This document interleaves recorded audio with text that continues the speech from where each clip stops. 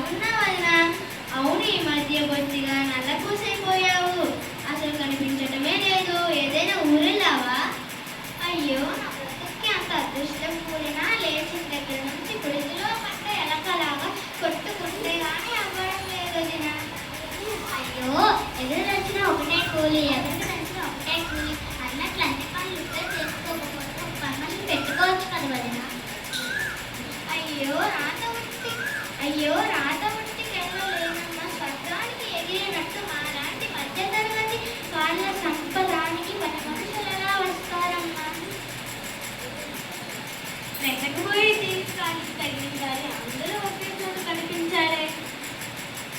చల్లకొచ్చి ముద్ద దాచడం ఉంటుందని విషయంతో చెప్పదునా. మా అమ్మాయికి సంబంధం కుదిరిందమ్మా. సంతోషం పంచుకుంటే పెరుగుతుందని, దుఃఖం పంచుకుంటే తగ్గుతుందని.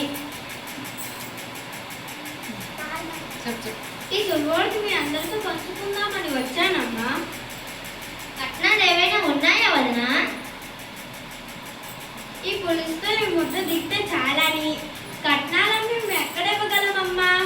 పిండ కొద్ది రొట్టె అని మాకున్నందులో పెళ్లి చేసి పంపిస్తున్నామంతే.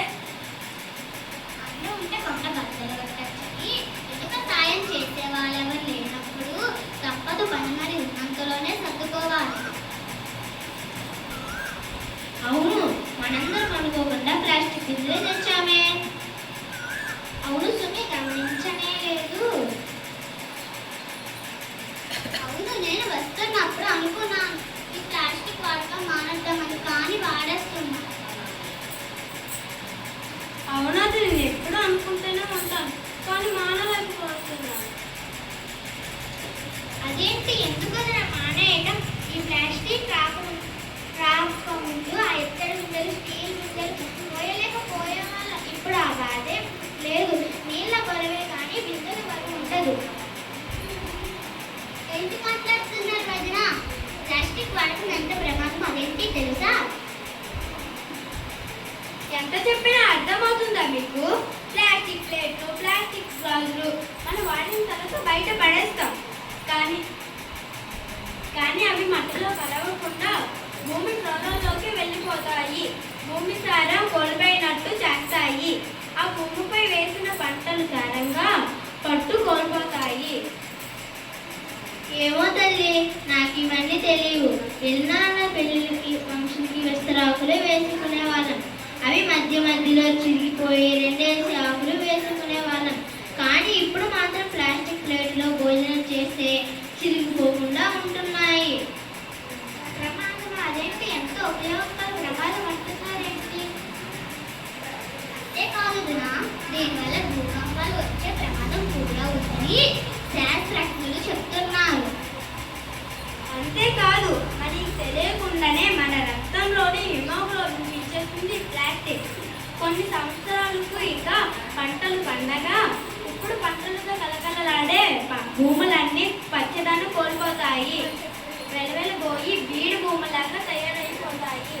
అయ్యో, ఎంత ప్రమాదకరమైన ప్లాస్టిక్ గురించి నాళ్ళ వరకు తెలియదు సుమా. సంవత్సరాలైనా ఈ ప్లాస్టిక్ భూమిలో కలిసిపోకుండా ఉంటుంది.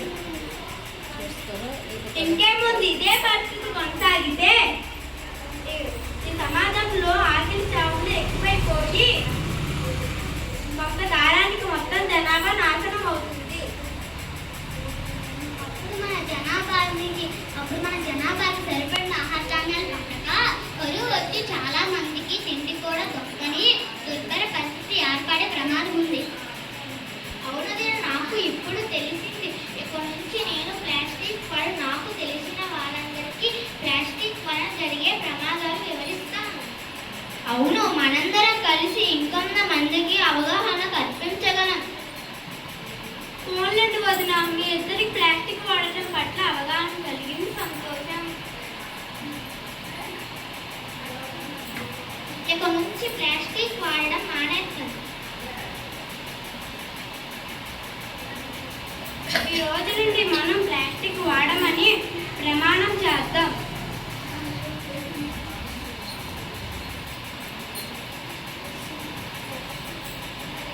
ఈ క్షణం నుండి మేము ప్లాస్టిక్ వాడమని